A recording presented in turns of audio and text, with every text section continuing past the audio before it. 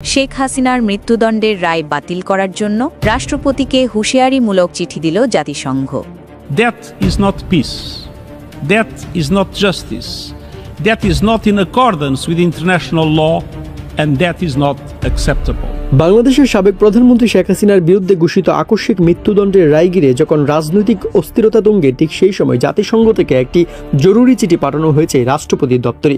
উচ্চমাত্রার কূটনৈতিক গুরুত্ব বহনকারী সেই চিঠিতে জাতিসংঘ স্পষ্ট ভাষায় উদ্বেগ প্রকাশ করেছে রায় কার্যকরের প্রস্তুতি নিয়ে। বিশেষত চিঠিতে উল্লেখ করা হয়েছে, যে আইনে শেখ হাসিনাকে মৃত্যুদণ্ড দেওয়া হয়েছে সেই আইনটির মূল কাঠামো তার নিজের আমলে প্রণীত হয়েছিল। তবে সেই আইনে যেসব ধারা, প্রমাণ ও সাক্ষ্যকে বাধ্যতামূলক করে সেগুলো কতটা মানা হয়েছে তার কোনো স্বচ্ছ ব্যাখ্যা জাতির সামনে উপস্থাপন করা হয়নি। জাতিসংঘ প্রশ্ন তুলেছে, মানবাধিকার লঙ্ঘন হোক বা হত্যার অভিযোগ, যেখানে অপরাধের প্রতিটি ঘটনার সাক্ষ্য প্রমাণ সার্বজনীনভাবে উপলব্ধি করা থাকা জরুরি, সেখানে জনসম্মুখে কোনো যাচাই বাছাই ডকুমেন্ট প্রকাশ না করে কিভাবে এত বড় রায় ঘোষণা করা হলো?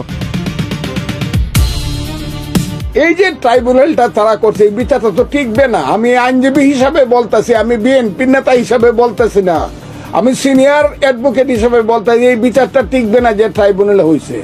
কারণ এই ট্রাইব্যুনালটা গঠিত হয়েছিল 73 সনের আইনে আলবদর রাজাকার, আল শামস এবং দালালদের বিচার করার জন্য। চিঠিতে আরও উল্লেখ হয়, রাষ্ট্র, সরকার এবং বিচার ব্যবস্থা যখন এমন গুরুত্বপূর্ণ সিদ্ধান্ত নেয় তখন আন্তর্জাতিক মানবাধিকার সনদ অনুসারে ন্যূনতম মানদণ্ড রক্ষা করা অপরিহার্য। কিন্তু এই রায়ে অনেক প্রশ্ন অমীমাংসিত। প্রধানমন্ত্রী গুলি মারেন নাই, ফ্যাক্ট, উনি তো নিজের হাত দিয়ে গুলি মারেন নাই। আসাদুজ্জামান কামাল নিজে গুলি মারেন নাই। এইখানে কার কাছে হুকুমটা আসবে? আসাদুজ্জামান কামাল বলেন, হাসিনা বলেন, হুকুমটা আসছে পুলিশের টপের উপরে।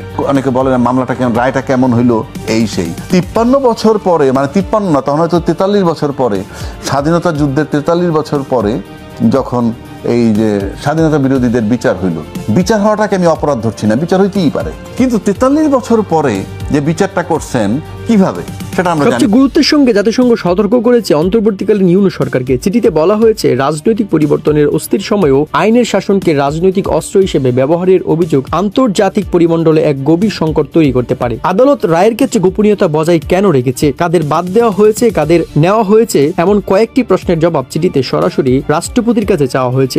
কে ভালো কে মন্দ, আমাদের একটাই প্রশ্ন, বাচ্চাগুলি যে মারা গেল, বাচ্চাগুলি আত্মহত্যা দিল, পুলিশগুলি মারা গেল, আমরা ইকুয়াল টু কথা বলবো, যেহেতু আমরা মানবাধিকার সেকশন, আমরা কারো দলের কথা বলবো না, আমরা পুলিশদের কথা বলবো, বাচ্চাদের কথা বলবো। রায়টি পুনর্বিবেচনা করা এখন সময়ের দাবি, শুধু আইনি সত্য প্রতিষ্ঠার জন্য নয়, বরং দেশের স্থিতিশীলতা ও আন্তর্জাতিক অঙ্গনে বাংলাদেশের অবস্থান রক্ষার স্বার্থেও এই রায় স্থগিত রাখা জরুরি। তাই জাতিসংঘ রাষ্ট্রপতিকে অনুরোধ নয়, বরং নির্দেশনামূলকভাবে জানিয়েছে মৃত্যুদণ্ড কার্যকরের আগে রায় স্থগিত করতে হবে এবং পূর্ণাঙ্গ স্বচ্ছ রাজনৈতিক মানদণ্ড অনুযায়ী বিচার প্রক্রিয়া পুনরায় শুরু করতে হবে।